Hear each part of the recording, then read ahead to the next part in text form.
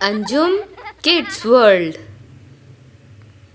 परिंदों के नाम: कबूतर, पिजन, चिड़िया, स्पैरो, कौवा, क्रो, तोता, पैरेट, चील, ईगल। परिंदों की आवाज। तो चलो बच्चों, बताओ ये कौन सा परिंदा है? ये कबूतर है। कबूतर कैसे बोलता है? कबूतर बोलता है गुटरगू गुटरगू।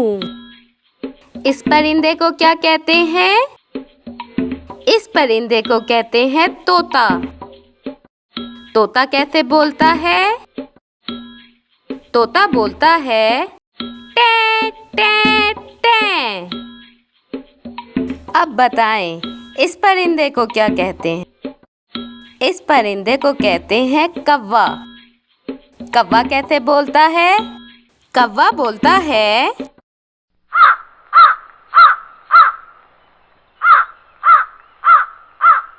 आप भी बोले का का का। बताएं, ये कौन सा परिंदा है? इसे चील कहते हैं।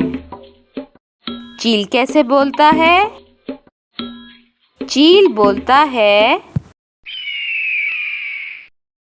ये कौन सा परिंदा है? इसे चिड़िया कहते हैं। चिड़िया कैसे बोलती है? चिड़िया बोलती है